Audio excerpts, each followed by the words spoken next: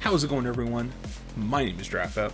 Welcome back to another installment of Drap Chat. So I just got done talking to Kiki. That's her username online. No, I will not be saying what her actual name is online. And we talked about how we both used to be goth back in the day. Well, she told me, since we're both still very much into the goth bands, we're still into horror and dark stuff, why don't we both just go back to being goth? And it's not like I haven't thought about that before. I've definitely thought about becoming a goth again. It's just, that's expensive. That's so expensive. The whole goth uniform is like ridiculous. Do you know how much a trench coat is? Yeah, anywhere between $100 and $200 if you want something cheap. Do you realize how expensive boots are? Do you realize how expensive, like, black fingernail polish is, or lipstick, or any of that? Like, if you ever, like, there's people out there who like to try to flex how much money they have by buying expensive clothes. Having an entire goth uniform, just one set of clothes for an entire aesthetic, might as well be flexing also. You might as well be flexing if you have an entire wardrobe. Okay? That is not cheap. It's not. And in my opinion, if you want a proper, cheap way to do it, a lot of my punk friends did this. Okay? A lot of my punk friends did this. They just went to thrift stores. They did. They went to thrift stores and they would just find whatever they could and they'd throw something together. And then they get patches, and they'd sew it on to their clothes to make it punk. They just took regular clothes and they turned it punk. That's pretty much what I'm going to have to do because I cannot afford goth clothing. Are you serious how expensive it is? I hate that. But for like the most part, I may not be able to reflect on the outside how I feel on the inside. Like, despite not being able to afford the goth uniform, I pretty much focused on expanding my knowledge of it with music and with different literature and poetry. Instead of focusing so much on what I need to wear, I just focused on the mindset of a goth. I feel like I'm almost there. I have the complete work of Edgar Allan Poe, which I know that's kind of like a, typical, oh, you're trying to become a goth and you're going to read Edgar Allan Poe? Wow. Such a forward thinker. I know. It's so typical. But, like, still, I wanted to get all of his books, and I got, like, this one that's, like, the full collection of, like, short stories, books, and poems. I'm planning on reading it. All of it. I've been researching other bands and trying to get into more goth bands, and it's been a fun journey so far, getting back into the rhythm of being a goth. And of course, eventually, I will have a uniform. It may not be, elaborate at first, but I feel like most goths make their own. They don't buy it; they make their own. I feel like that's how it works. My mom was a goth. My mom is still goth. When I was a goth in high school, I told my mom I wanted to be a goth, and she told me, "Oh, that's just a phase. You're just going through a phase right now. You'll grow out of it." And I didn't. I stuck to it. I literally built my look, my aesthetic from the ground up. I did. I was so proud of that. Years later, when my mom, started building her own uniform back up again, I asked her, I said, "Mom, why did you start being a goth?" And she says, "Oh, you never stop being a goth.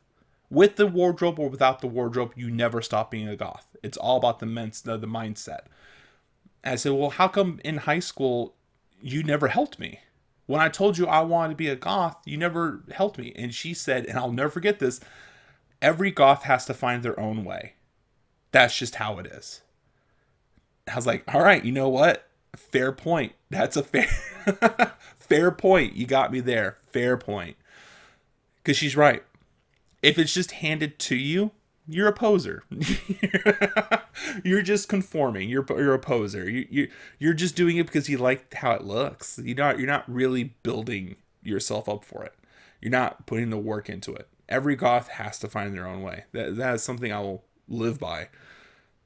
Something else I want to get back into, a little side note, but I used to play the bass guitar in high school. I have two bass guitars as of right now, and that was my favorite, playing the bass. I used to take my bass with me to school, and I would have it with me everywhere I went because I was constantly practicing. And so, of course, on days where I knew I had PE, I wouldn't bring the bass guitar with me. And a lot of my teachers were kind of cool with me having my instrument with me in school. So they kind of just let me be.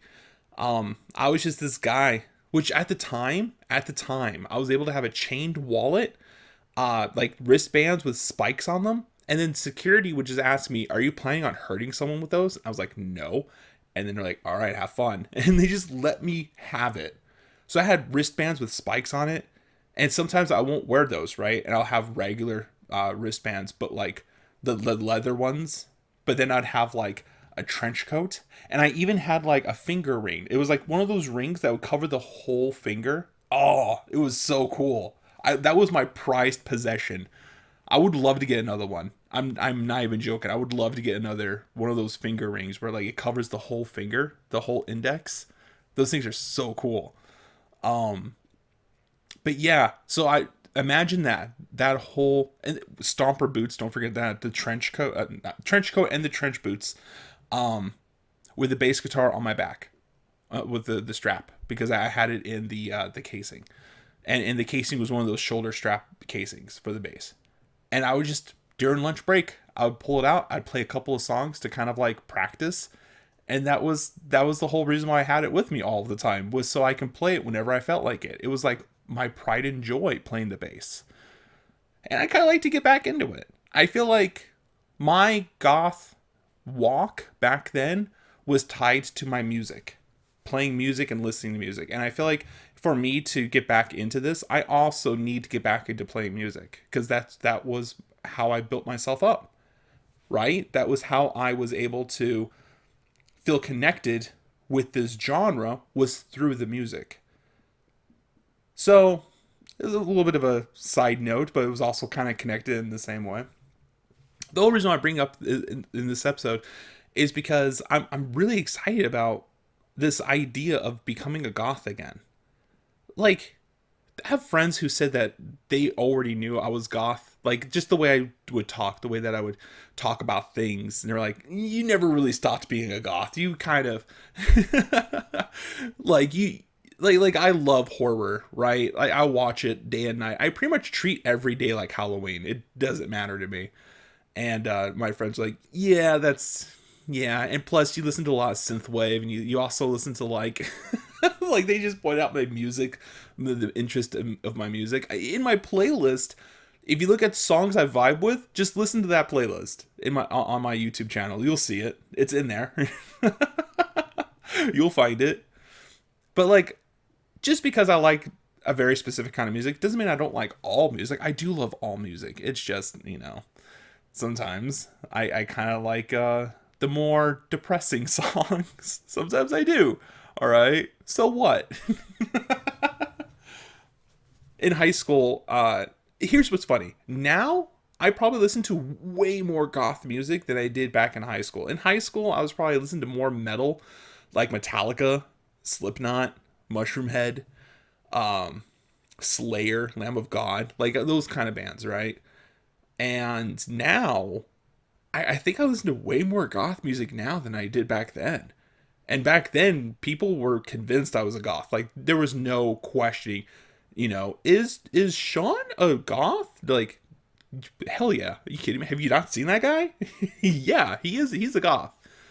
Which that would always fill me with so much pride to hear that. People would be like, "Oh yeah, Sean's a goth." And I would be like, "Oh, I loved that." Like, that filled me with such joy to hear that.